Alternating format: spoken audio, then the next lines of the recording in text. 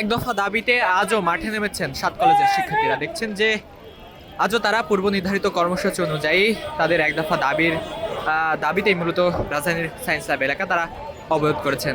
দেখছেন যে 7 কলেজের যে সকল শিক্ষার্থীরা রয়েছে তারা এখানে এসেছেন এবং চলাচলের যে রাস্তা রয়েছে সেই রাস্তাগুলো কিন্তু তারা একেবারেই বন্ধ করে দিয়েছেন। এবং আইন শৃঙ্খলা বাহিনীর অবস্থা যদি একটু বলি, আইন শৃঙ্খলা বাহিনী কিন্তু সতর্ক অবস্থানে রয়েছেন।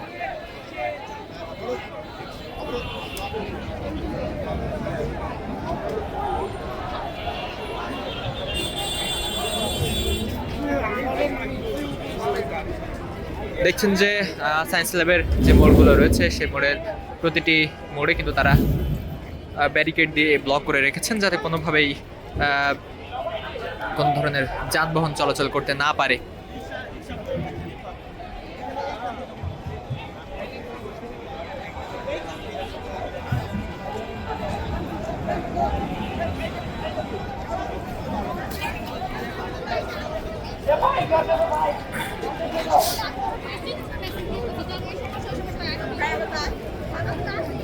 দর্শক, রাজধানীর 7টি কলেজ নিয়ে গঠিত ঢাকা কেন্দ্রীয় বিশ্ববিদ্যালয়ের অধ্যাদেশ জারির দাবিতেই মূলত 7 কলেজের যে সকল শিক্ষার্থীরা রয়েছে তারা জমায়েত হয়েছেন এবং কয়েকদিন যাবতীয় তারা বিভিন্ন ধরনের কর্মসূচি কিন্তু পালন করে আসছেন। তারই ধারাবাহিকতা দেখছেন যে আজও রাজধানীর সায়েন্স ল্যাব মোড়ে তারা এসেছেন এবং সায়েন্স ল্যাব মোড় অবরোধ কর্মসূচি কিন্তু পালন করছে। দেখছেন যে শিক্ষার্থীরা ইটের ব্লকেট নিয়ে রাস্তার মধ্যখানে রাখছেন যাতে কোনোভাবেই কোনো যানবাহন চলাচল করতে না পারে।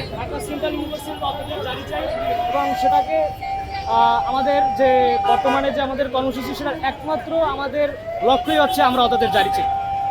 এছাড়া আমাদের মানববন্ধনের অন্য কোনো উদ্দেশ্য নাই। শুধু আমাদের উদ্দেশ্য আমাদের মানববন্ধনে কর্মসূচিতে যেন আমাদের অধ্যাদেশ জারি হয় এবং আমাদের ঢাকা সেন্ট্রাল ইউনিভার্সিটি এটা যেন আমরা যেন পাই, এই আমাদের উদ্দেশ্য।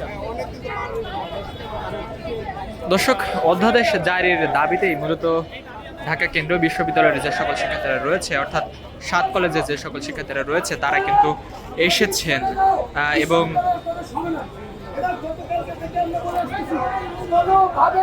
আজকে সন্ধ্যা 6টার আগে কেউ কোনোভাবে রাস্তা ছাড়বা না।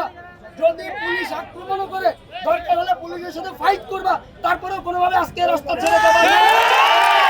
সেন্ট্রাল ইউনিভার্সিটির অর্ডিন্যান্স থাকবে মানে লাগবে, দরকার হলে সরকার করবে, তারপরে আমার অর্ডিন্যান্স লাগবে।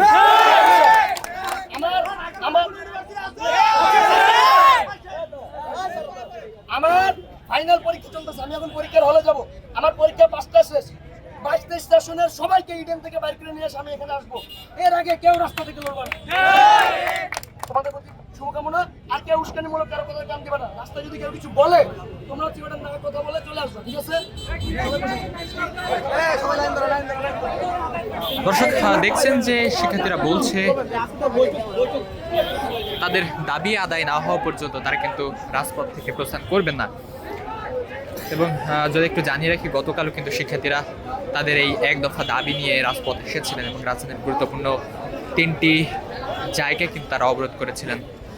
তার মধ্যে সায়েন্স ল্যাবের যে গুরুত্বপূর্ণ সড়ক রয়েছে সেটিও কিন্তু অবরুদ্ধ ছিল। এবং আজও দেখছেন যে এক দফা দাবি নিয়ে শিক্ষার্থীরা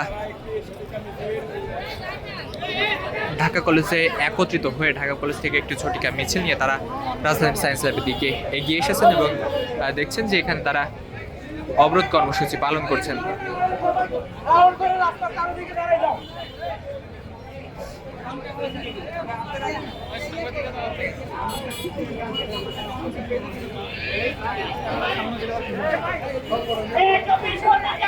এই